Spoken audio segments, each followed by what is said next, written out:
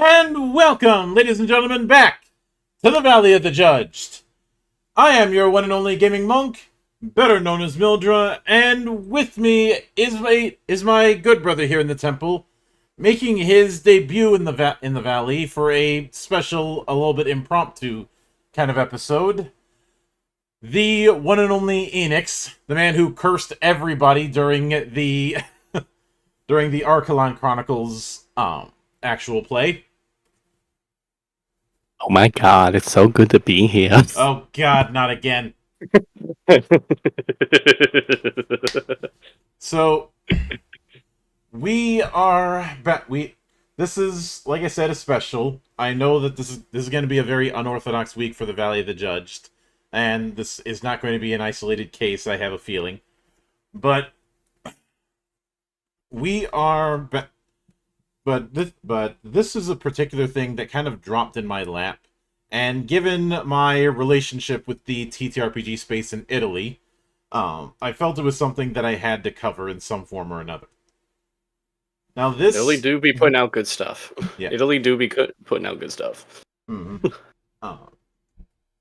especially my good friend Luca De Marini, um, who's responsible for stuff like Musha Shugyo and Augusta Universalis. And apparently, I'm particular. when I reviewed the latter, he said I did a better job reviewing it than native Italians have. Make it that way. I'm particularly fond of things like Vulcania, Unglorious, and more. What was it? Household, and more recently, what was it called? Hell of a Town. All Yeah, came out of and Italy. all of those I've either tried to set up interviews about or have done interviews about. Nice. Um, I'm hoping. I still hope that the Unglorious guys will put out Heavy Sugar at some point. um, I'm sure they will. I ended up skipping out on that one just because it wasn't my style. Uh, Mm. but the same guys who did Unglorious before that had done VHS, very horror stories. Yeah, I've taken a look at that. I tried giving it a read, but I don't think it's gonna be my thing particularly. But that's okay. Mhm. Uh, and of course, there's been. I didn't do an interview on Household specifically, but on that system. Uh, Back during the Broken Compass days, which is a complicated matter, and more recently with the various incarnations of Outgunned. Yeah, Outgunned looks really cool. Oh, it is. It's more or less using that same roll and sets kind of thing that Household did. Mm. Aside from the there, it's not a case where where there's a 1-to-1 alike, but they are under the same umbrella. Uh, Mm. Well, it's let's get to the topic at hand because I've so got limited time. Let's go.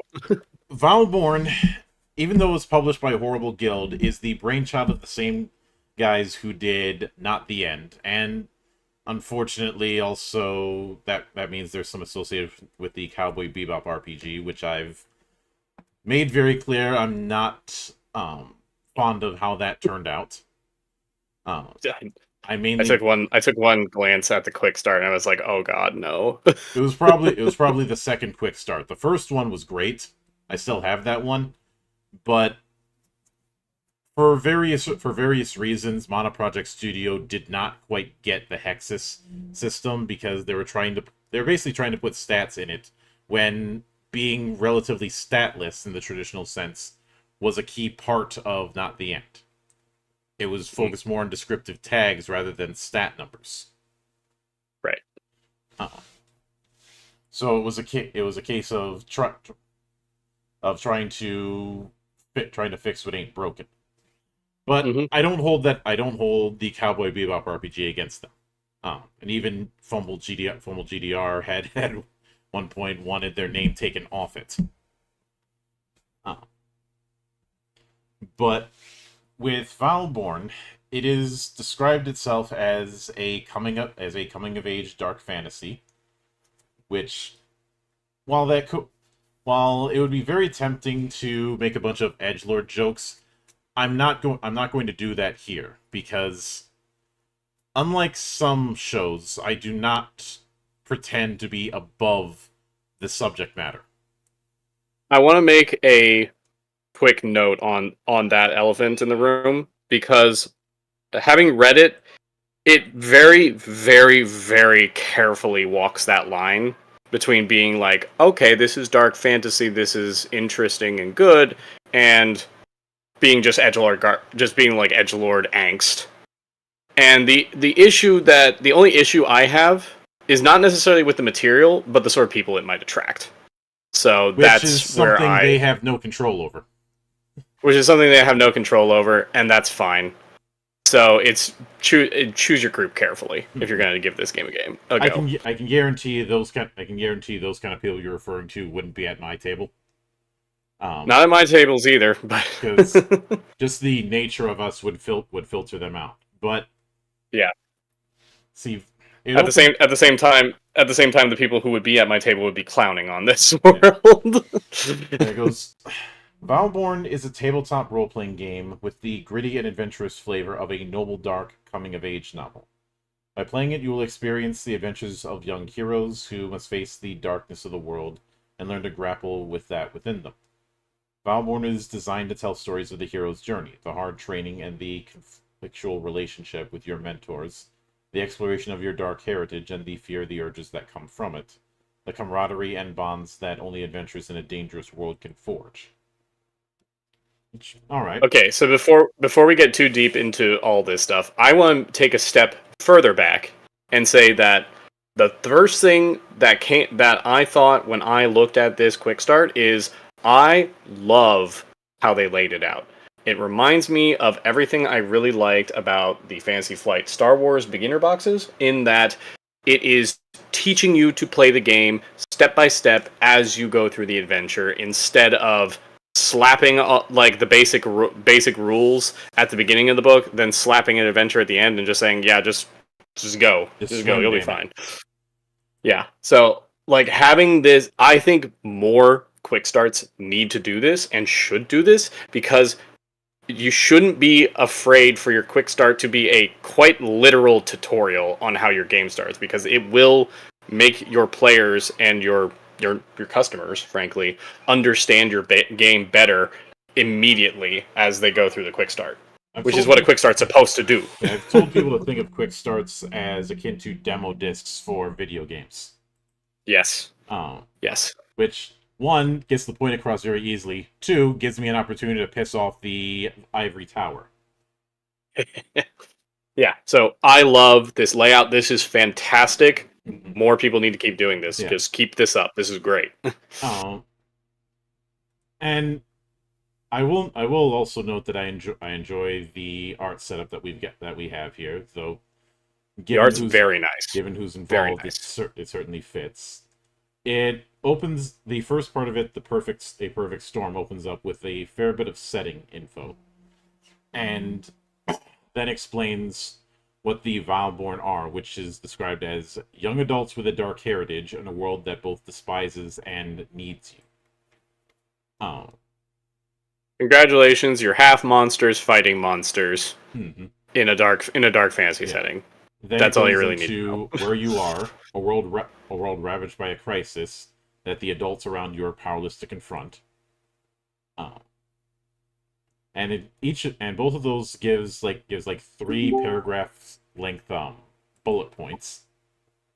And hey there, pirate. Sorry, did I jump in the wrong time? Yeah. Sorry. No worries, these things happen.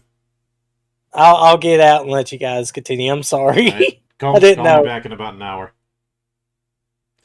Right. But I will note that with some of the 2-page spreads, I would frame those up on walls if I could. Oh yeah, they are gorgeous, absolutely gorgeous. So the art is very, very nice. I will give credit where credit's due on that regard. Everything about the layout design, even the sort of the background images that are underneath the text when those are there. Very, very nice art. Just everything about this looks, you're selling what your premise is with the art. Now, if you're into that premise, this is very convincing. Yeah, they got it on lock. I should note right after that is preparation, where it talks about the roles. You're either playing as one of the Vileborn or you're playing as the Darkness, which is basically the GM for this. So feel free to make your "I'm attacking the darkness" jokes. I know you've got them. Well, and when you lock up your players, they can say darkness is imprisoning me, and everybody's dead, and everybody's angry. Yeah. But after that, it goes into kind of a brief description of each of the pre-gens. Celine Cervantes, who's referred to as a claw shrouder. Okay, the werewolf. Yeah. Raphael de Normante, who's referred to as a blood singer. Okay, vampire. Yep. Lucien Delacroix, who's referred to as a shadow dancer. Okay, what every goth emo kid wants to be. Thalia Souleflil, who's referred to as a ghost walker. Okay, a medium. Mm-hmm. If we're gonna be real here. Yeah. Then I do like that. I do like that each of these like little write-ups about the character tells you more about the character than what the character sheet really does, which I think again more quick starts should do. Just sort of give you like, all right, if you're going to be picking out one of these characters, at least let you know what you're getting into in a quick summary instead of just sort of saying, figure out kind of what they're like and how they're going to play like by reading the stats. You'll figure it out, I'm sure. No. Please give us like this is the play style you're getting into when you pick this character. That's very, very helpful. Right after that is it going straight into the Lex Umbrae campaign. And I say campaign because this is an adventure that is not meant to be a one-shot, it's meant to be a two-shot. Which is actually interesting for most quick starts. Usually they just want you to do it in one go. Mm-hmm. So I like that they are like, no, we're going to give you a little bit more meat on this thing and give you a little bit more breathing room for the tutorial aspect. Yeah, given the way it's written in the next few pages, it's very clear that we have something that is design. I'd say this is far more noob friendly than a lot of starter sets tend to be, because if I'm being honest, a lot of them are only noob friendly insofar as noob to that game, but not noob to RPGs. Mm-hmm. Especially since it's giving guidance for both sides of things. But the first thing that's brought up is tests, which is our primary resolution mechanic. The first step is that you choose which is the most suitable approach between force, willpower, influence, reason, precision, and subterfuge. Then you roll 1 to 3 die of the size of your chosen approach. 1 base die granted by the approach, 1 die if you use your personality, and 1 die if you use your training. After you roll them, you keep the die with the highest results and compare it to the difficulty, and you're trying to aim high.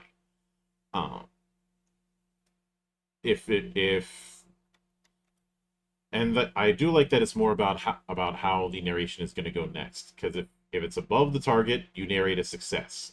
If it's below, the GM narrates a complication. If it's a tie, both of you narrate. So there is no ties go to the attacker rule here. Yeah. Now I will say some things about this system. I like how they do things. I like the idea of like, it's kept very simple. Just roll a die, check for the highest. You did it, or you got a complication. I like that the personality is interesting. It's very different than things like Fate or other things like that, where it's like so loose with the descriptor thing I've tags. ranted about for years. Yeah, this is a little bit more defined, and I kind of like that of like, it's your personality and it's your training. And I mean, heck, you could even I want to put forward, if you want something interesting, maybe try doing negative personality traits and see how you can work with that. I think that could be a really fun, if you wanted to play a more challenging, interesting character, that's a really interesting way to go. Now, the one thing that I have a little bit of a red flag about in this quick start is this little paragraph on the bottom of page 33, where they say, when you face a test, you are the one to choose whether a word is related to it or not. Don't be afraid to describe actions that align with your personality and training whenever you can. At the same time, don't overdo it. Rolling lots of dice is less important than playing in a way that is relevant to the development of the story. I can tell you 95% of players are not going to do that.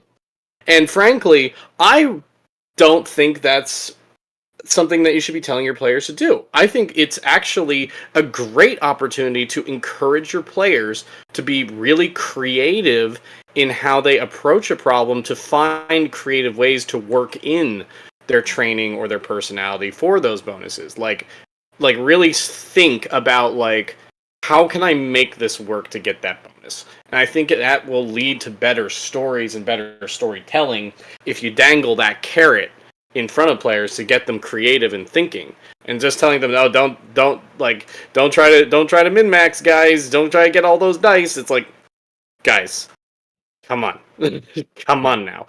It's reminding me of a game called Age of Ether, which I like the biggest red flag for me with that system was when they told you, don't do this thing that you can obviously do within the realms of our mechanics because it's unbalanced.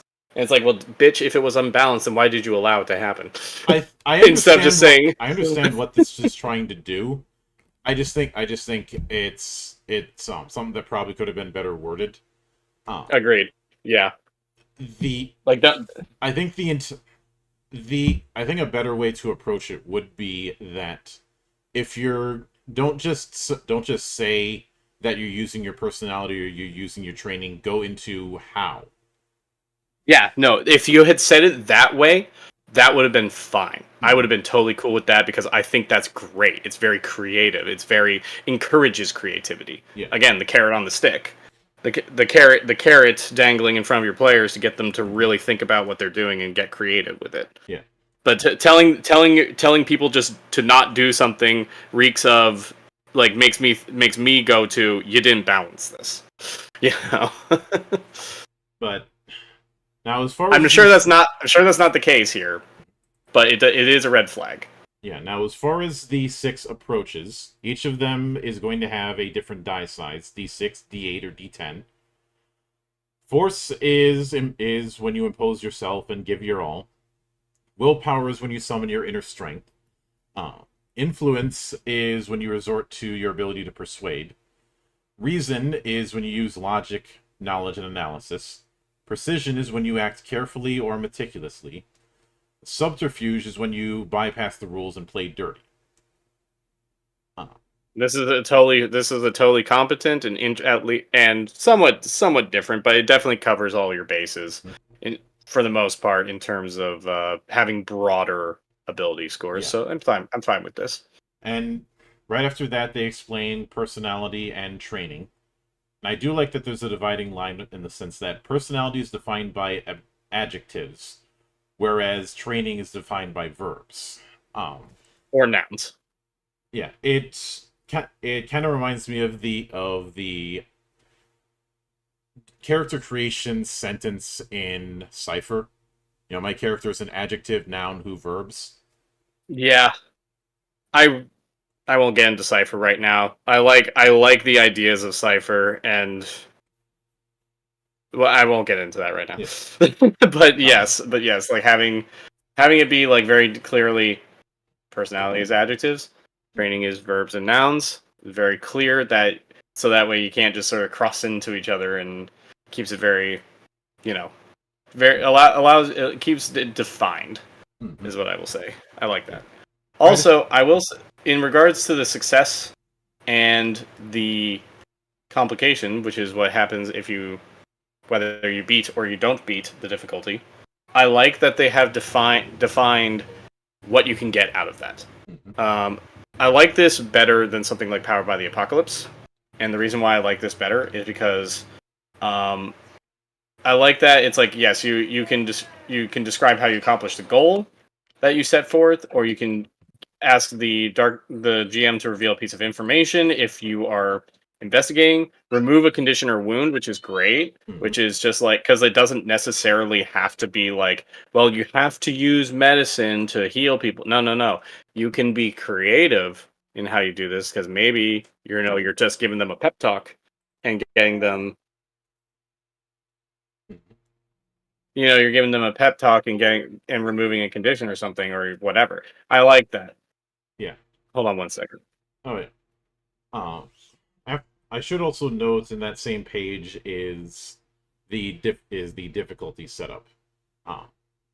Basically the target number you've got to beat. An easy task is 4, a normal task is 5, a difficult task is 6, and a very difficult task is 7. And there's even a bit of an example. Yeah. Opening a rudimentary lock is easy. Breaking into the front door of a house is normal. Unlocking a safety box is difficult, and breaking into a vault is very difficult. Yeah, exactly. Now getting into the complications, and this is where I like it better than Powered by the Apocalypse, by the way. Is you can impose as the GM, you can impose a condition on the player. You can inflict a wound on the player, or you can enliven the scene, which is a very broad thing, just by meaning just you're narrating unwelcome developments, plot twists, or long-term consequences. Has no mechanical effects, but is useful to develop the story. The reason I like this better than Powered by the Apocalypse is because Powered by the Apocalypse always demands something be happening constantly, and it's frankly exhausting as a GM, because sometimes I don't want something to happen as the result of a failure. Sometimes I just want it to be like, you failed, move on, try something else.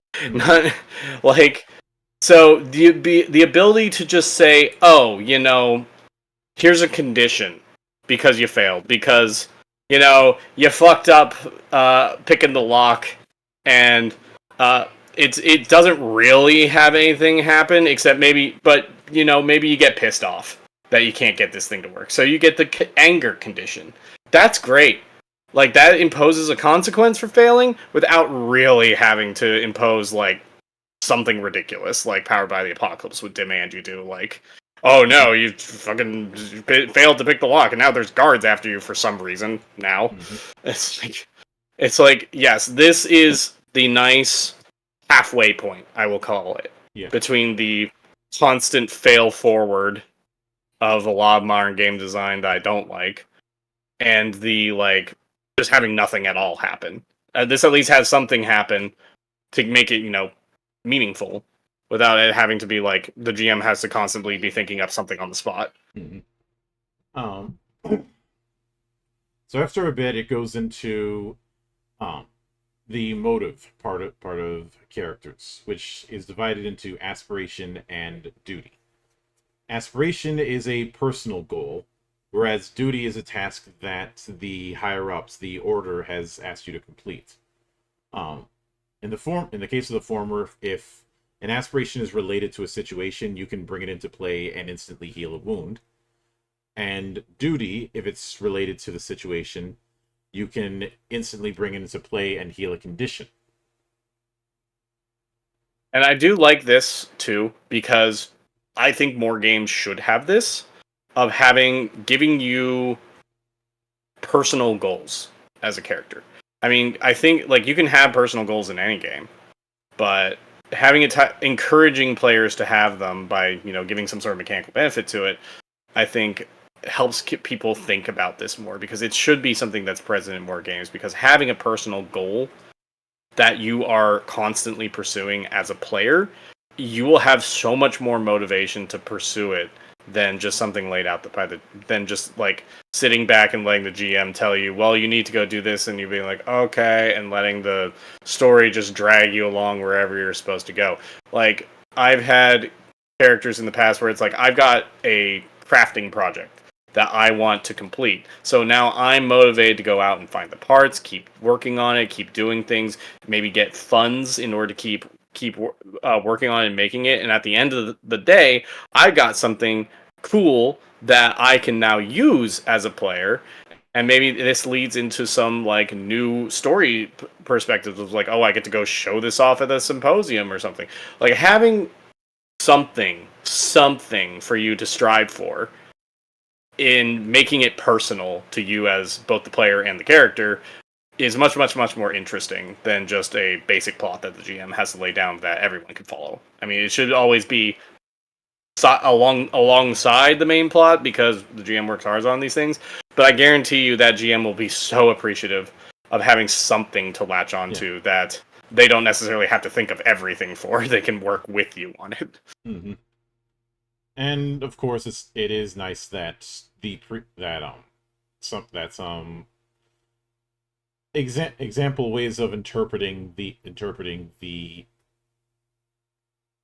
inspiration, the personality, the training, and the like for those pregens. But then afterwards, there's the darkness mechanics that get brought in. Sorry. Yeah, let's talk about dark. Yep. Darkness. Let's talk about darkness.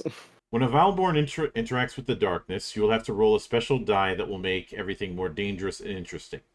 It is the only D12 of the whole game, and it's called the darkness die. Roll this when a Vileborn faces a test in which they explore their dark heritage, or they roll a test in which they interact with a reviled or with the darkness in any of its forms, or if the manual explicitly states to do so. Rolling the darkness die adds to the normal flow of a test. While a Vileborn faces the test as usual, follow these rules. Roll the darkness die at the same time as the Vileborn rolls their dice. Check the results of the darkness die while the Vileborn checks the results of their dice.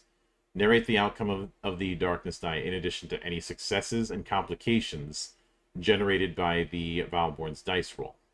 As far as checking the results, it says you'll always find precise instructions on how to check and narrate its outcome. The example it gives is, with your success, your silver steel blade tears through the shapeshifter's flesh, but the darkness die just rolled a 6. A sound halfway between a scream and a growl comes out of its throat. Pass a normal 5 willpower test or mark the condition fear. Yeah, I really like I think the darkness die is fascinating. Mm-hmm. Like, I think it adds, like, as soon as that thing, it's one of those mechanics that as soon as it hits the table, you know that. Hold on one sec. Mm-hmm. While he's doing that, I will note that it'll usually create if you need to improvise, it'll create consider create a complication if on a 9 or more if the darkness is weak in that scene, 6 or more if it's at normal, and 3 or more if it's strong. Yeah, as I was saying, this is a mechanic that as soon as it hits the table, it ratchets up the tension, because basically now there is a chance of things going wrong no matter what you do. Mm-hmm. And it's also flavorfully fitting. Like I like that, having it be like, oh, if there's a monster on screen, it should be more dangerous. This is the representation of that danger, just immediately. If you're using evil dark powers, there should be a representation of how dangerous it is to use evil dark powers. And this is a nice way of doing it that doesn't make it super complicated or have all these morality systems or whatever have you that the GM has to keep track of, or you as a player have to keep track of, or whatever. It's just dies on the table. It rolls over the amount depending on how strong the enemy is, or strong the power is, or strong the darkness is, which can be determined by the GM. Real nice, real easy. Mm-hmm. And just say, hey, did you roll over that amount or equal? Hey, guess what? There's a complication now. And that just, again, adds in. You just it adds to the scene. It makes it easy to add to the scene, and it doesn't make it super difficult to follow. Yeah, what's going on. I really like that. And that, I think that works nicely for what they're going for here. Mm-hmm. Then it goes into how dark heritages work in conjunction with this, which is essentially dark heritages are essentially your power set. When you're using it, you mark one of the boxes under said heritage. You might take inspiration on what you're trying to do based on the list of suggestions, which that's nice. Then you face a test in which the darkness will roll the die. And if there's 1 mark, it causes a complication on a 9 or higher. 2 marks, 6 or higher. 3 marks, 3 or higher. As usual, the approach you choose and the difficulty of the test will depend on what you're trying to do. Share any successes to narrate how you managed to awaken and give form to that power, and let the darkness tell you of any complications that may have come up. I think that's a nice way to reinforce the whole playing with fire kind of thing. Yeah, of course.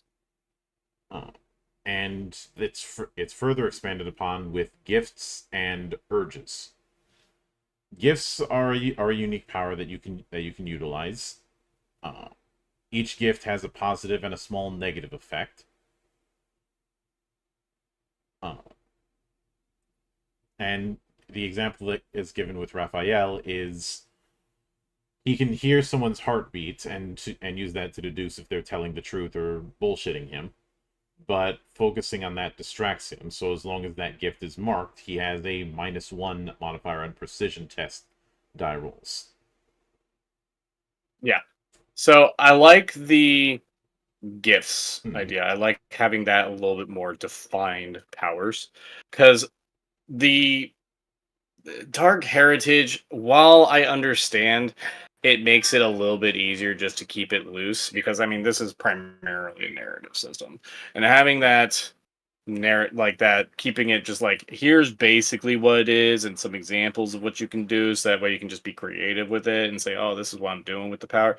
It does start tiptoeing its way into the territory of fate aspects, where it's just like, if you've got just utter narrative control, you can pull some dumb bullshit because there's nothing mechanical to restrain you necessarily, outside of, in this case, of just saying the GM just saying, all right, we're gonna make it 3.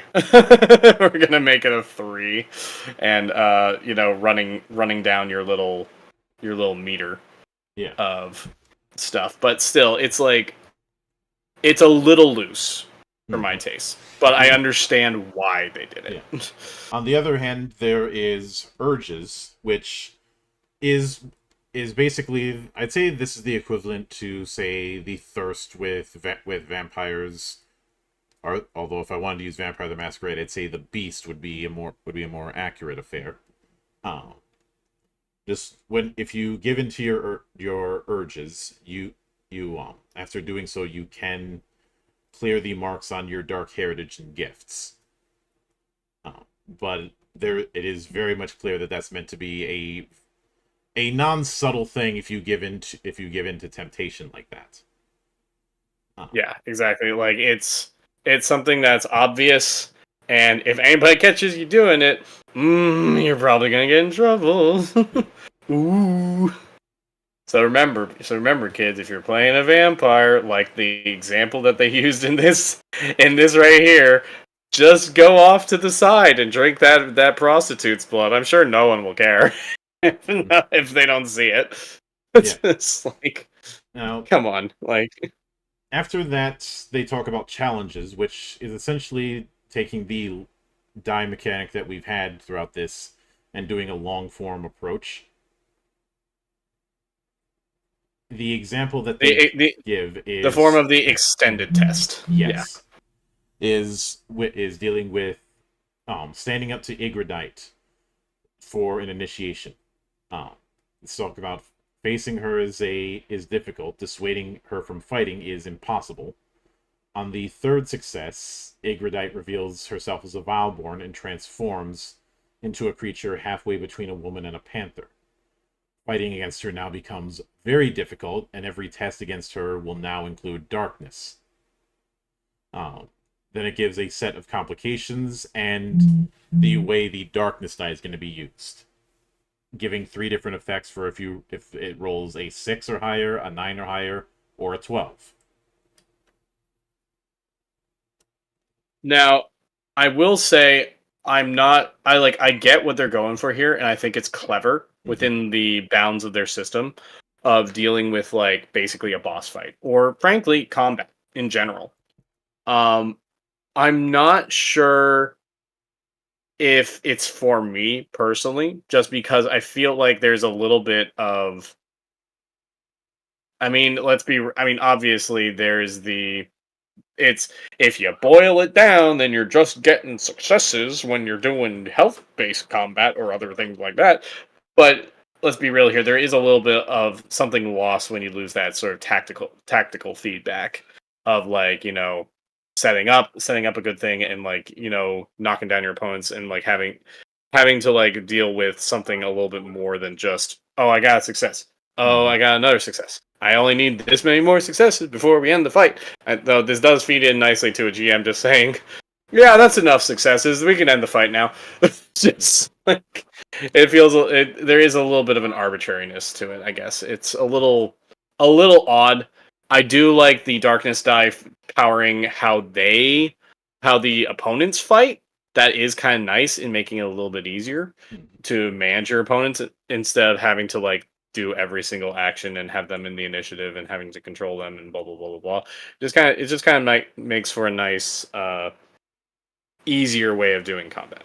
But again, it's a little lightweight for my taste. Yeah, there is a bit of a thing on bonds, but it doesn't have a dedicated page to it. After that, it goes with another challenge example with the Revenant, and I will admit I do like the success tracker that is present there. I as a GM could easily print that out and have that off to the side. And after all of that, it also brings up that stories are built around a 3-act structure, which is a good framework to build around for people who are constructing their narratives. And right at the end, we have the character sheets proper, and I do like the way these kind of things are set up in terms of presentation. You also have the they're very readable and very nice in how they've got it laid out. You also have the implication that there's multiple personalities and trainings that you may take given these slots. That's this sort of tag like the sort of descriptor like design for personality and training. That is straight out of Not the End. That is something that the Hexus system really dives into. Obviously, we see the marks when it comes to the Dark Heritage and gifts, and also the Urge. There, what is very clear is that Not the End was very much a game about taking risks. Vileborn has that, but not to the exact same degree. It is definitely one where it wants to encourage you to try and find ways to get 2 or 3 die on your given rolls, and is not really focused on static modifiers.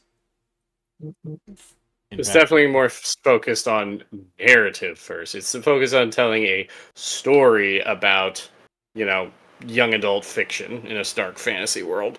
Mm-hmm.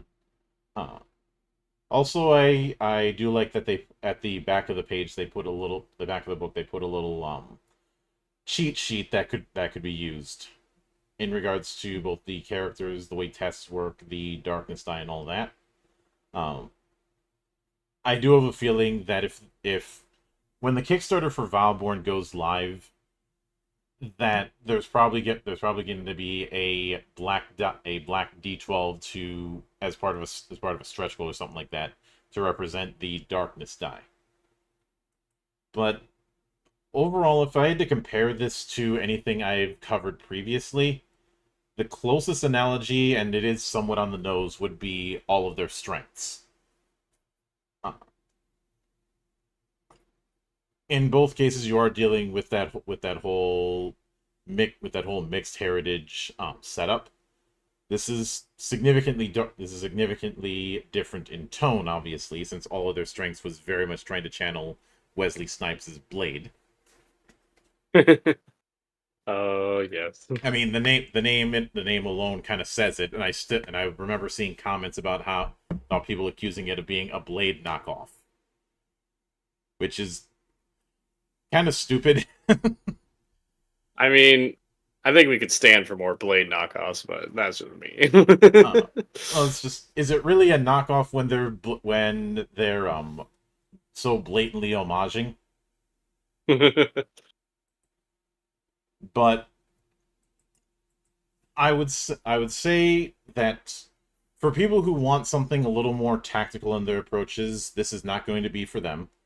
For people who If you want something, a narrative, noble dark gothic fantasy, this might be worth a look.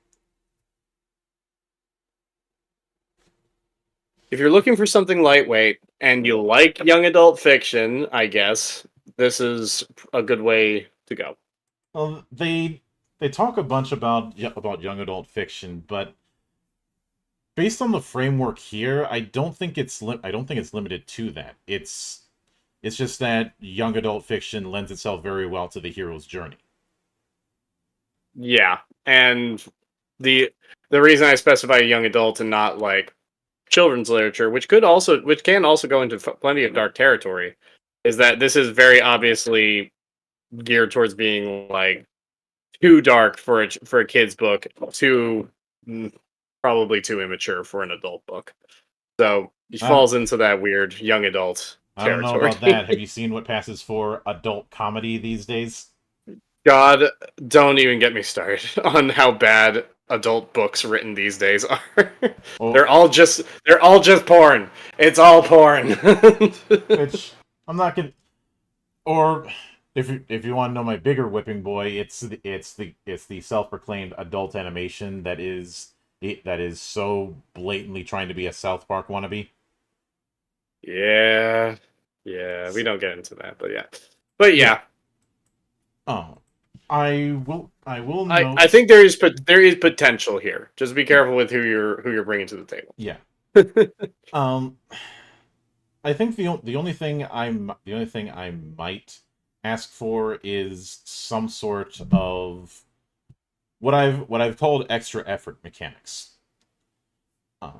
So what I would call swing. You know, it's the thing that lets.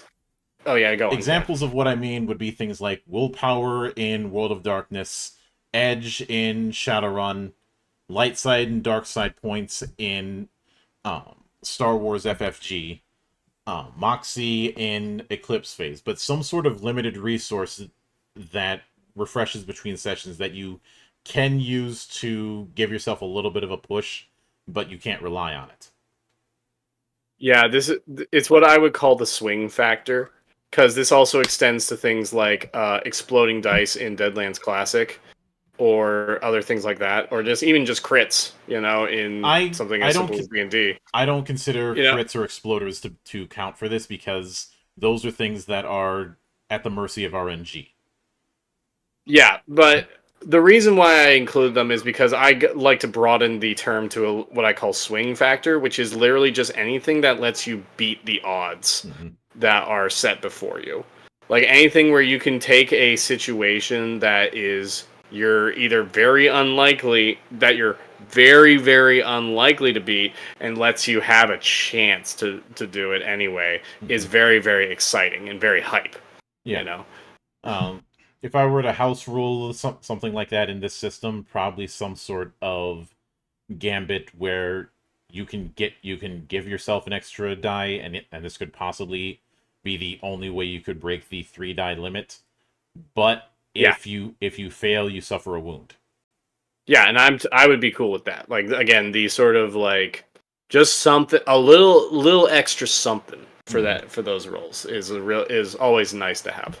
Yeah. If you want to call it an all-in, then I guess that's one way you could put it. I wouldn't have it that you suffer a condition. I'd have it that you either suffer a wound or you check or you mark off one of your motives. Yeah, Uh, that could be good. but that's really the only thing. This is another notch on the banger list, and even if somebody is not fond of that coming of age approach, um, I if you cannot look at the art style that we have in this and not get inspired for ideas, then clearly you must be part of the darkness because you have no beating heart. Yeah, again, like I think this is a great idea. Like I think the art and I think the ideas are great. I mean, I'm not one for young adult fiction. I'm not necessarily one for this sort of like teen story necessarily. It's not like I mean, I like coming of age stories, but I don't want to play them per se. But you could just as easily refluff this to being about adults doing the same thing. It's still a really cool idea of having. I like the half monster versus monsters. It's always been fun to me. That's And the a monster pillar of selection that gothic horror. yeah, I love gothic horror. I love gothic horror, and this is dripping with the gothic horror feel. Just just tweak it. If you want an example of something that would be a little bit less quote unquote coming of age but would still fit within this framework, just scribble some notes from any incarnation of Devilman or Guyver. Yeah. Now granted, in Anyway, both cases you I need to get going, so No let's worries, wrap this up. Yeah, I gotcha. But thank you all for tuning in for this impromptu affair. I will be back here tomorrow with a different one shot because this last 24 hours have been full of surprises. But until then, on behalf of the good brothers present and not present, my name is Mildra. I am your gaming monk. Stay fucking frosty, everybody.